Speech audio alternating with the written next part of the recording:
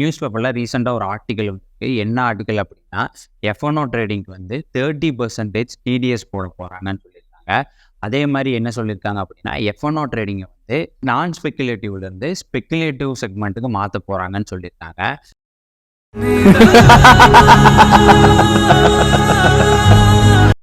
இப்படி மாற்றினா என்னென்ன பிரச்சனை வரும், 30% டிடிஎஸ் போட்டால் என்ன பிரச்சனை வரும் அப்படிங்கிறத இந்த வீடியோவில் நான் எக்ஸ்பிளைன் பண்ணுறேன்.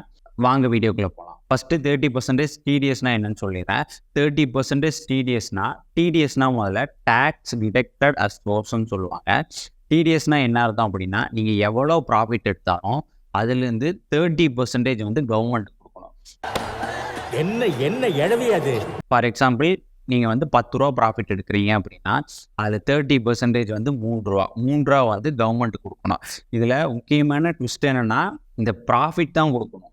ஃபார் எக்ஸாம்பிள், இதெல்லாம் ப்ரோக்கரேஜ் எல்லாம் கழிச்சது போக கவர்மெண்ட் கொடுக்க வேண்டிய சார்ஜஸ் எல்லாம் கழிச்சது போக, என்எஸ்சிக்கு கொடுக்க சார்ஜஸ் கழிச்சது போக, செபிக்கு கொடுக்குற சார்ஜஸ் கழிச்சது போக, இதெல்லாம் போக நீங்கள் ப்ராஃபிட்டில் இருந்தீங்கன்னா அதில் 30% வந்து கவர்மெண்ட் கொடுக்கணும். அதுக்கு பேர் தான் வந்து டிடிஎஸ்ன்னு சொல்லுவாங்க. டைரக்டாக ப்ராஃபிட்டில் 30% வந்து அவங்களுக்கு கொடுக்கணும். இதுதான் டிடிஎஸ்ன்னு சொல்லுவாங்க. அதே மாதிரி எஃப்என்ஓ ட்ரேடிங்கை நான் ஸ்பெக்குலேட்டிவ்லேருந்து ஸ்பெக்குலேட்டிவ்க்கு மாற்றிருக்காங்க. ஃபஸ்ட்டு ஸ்பெக்குலேட்டிவ்னா என்னன்னு சொல்லிடுறேன். ஸ்பெக்குலேட்டிவ்னா யூக வணிகம்னு சொல்லுவாங்க. ஃபார் எக்ஸாம்பிள், கெஸ்ஸிங்கில் ப்ராஃபிட் வர்ற செக்மெண்ட் எல்லாமே வந்து யூக வணிகம் சொல்லுவாங்க. ஃபார் எக்ஸாம்பிள் வந்து Dream11 வந்து ஸ்பெக்குலேட்டிவ்க்குள்ளே வரும். அதே மாதிரி ரம்மி சர்க்கிள் வந்து ஸ்பெக்குலேட்டிவ்க்குள்ளே வரும். இதெல்லாம் வந்து ஸ்பெக்குலேட்டிவ்க்கு வரும். லாட் டிக்கெட் வந்து ஸ்பெக்குலேட்டிவ்க்கு வரும்.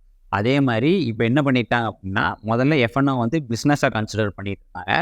இப்போ வந்து நான் ஸ்பெக்குலேட்டிவ், அதாவது லாட்ரி மாதிரி அப்படிங்கிற செக்மெண்ட்டுக்கு வந்து சேஞ்ச் பண்ண போகிறாங்க அப்படிங்கிறது தான் அந்த ஆர்டிக்கல். இப்போ இதில் என்ன பிரச்சனை அப்படின்னா, இப்போது நான் ஸ்பெக்குலேட்டிவாக இருந்துச்சுன்னா நீங்கள் ப்ராஃபிட் பண்ணியிருந்தீங்கன்னா டேக்ஸ் கட்டுறப்போ நீங்கள் அதுலேருந்து சில டிடெக்ஷன்லாம் பண்ணிக்கலாம். என்னென்ன டிடெக்ஷன் பண்ணிக்கலாம் அப்படின்னா, இப்போ நீங்கள் ஒரு ஆஃபீஸ் செட்டப் போட்டிருக்கீங்க.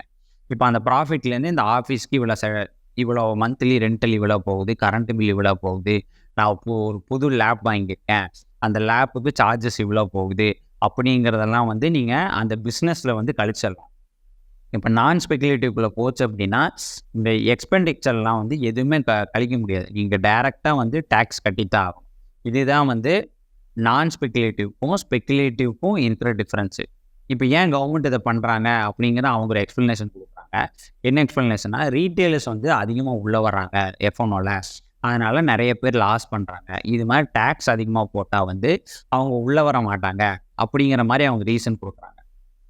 இதில் என்ன பிரச்சனை அப்படின்னா, ரீட்டெயிலர்ஸ் உள்ளே வர்றவங்க, அதாவது நாலேஜ் இல்லாமல் உள்ளே வரவங்க என்ன நினச்சிக்கிறாங்க அப்படின்னா, எஃப்என்ஓவை வந்து ஒரு கேம்பிளிங் சைட் மாதிரி தான் நினச்சிக்கிறாங்க.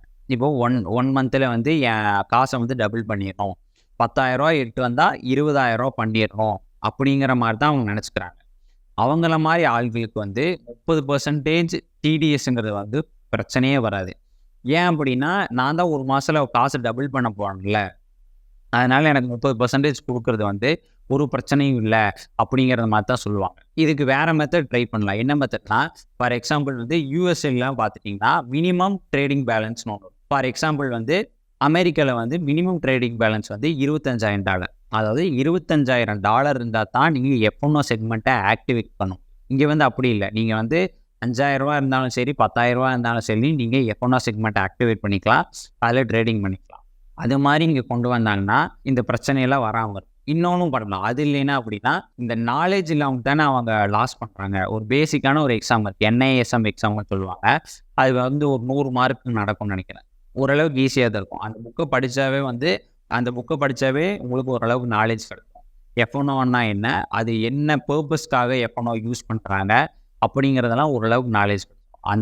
அந்த எக்ஸாமை பாஸ் பண்ணதுக்கப்புறம் நீங்கள் எஃப்என்ஓ செக்மெண்ட்டை வந்து ஆக்டிவேட் பண்ணிக்கலாம் அப்படிங்கிற மாதிரி சொல்லலாம். அதெல்லாம் விட்டுட்டு என்ன பண்ணுறாங்க அப்படின்னா, டைரெக்டாக என்ன 30% டிடிஎஸ் போடுவேன், ஸ்பெக்குலேட்டிவ்லேருந்து நான் ஸ்பெக்குலேட்டிவ் மாற்ற போகிறேன் அப்படிங்கிற மாதிரி சொல்லிட்டு இருக்காங்க. இது வந்து இன்னும் கன்ஃபார்ம் ஆகலை. ஆனால் நிறைய ஆர்டிக்கல்ல எல்லாம் போட ஆரம்பிச்சிட்டாங்க. இந்த பட்ஜெட் வந்தால் தான் தெரியும் அப்படி பண்ணுறாங்களா இல்லையா அப்படின்னு. எனக்கு தெரிஞ்சு மோஸ்ட்லி பண்ணுறதுக்கு வாய்ப்பு இல்லை. ஏன் அப்படின்னா, ப்ரோக்கரேஜ் எல்லாமே வந்து இந்த ஆப்ஷன்ஸ் ட்ரேடிங்கை வச்சு தான் வந்து ரன் ஆகிட்டு இருக்கு. மோஸ்ட் ஆஃப் தி ப்ராஃபிட் வந்து ஆப்ஷன் ட்ரேடிங்னால தான் வந்துட்டு இருக்கு. அதனால் இப்படி பண்ணுற சான்சஸ் இல்லை அப்படின்னு நான் நம்புகிறேன். இந்த வீடியோவில் ஏதாச்சும் டவுட்ஸ் இருந்தால் கீழே கமெண்ட் பண்ணுங்கள். தேங்க்யூ.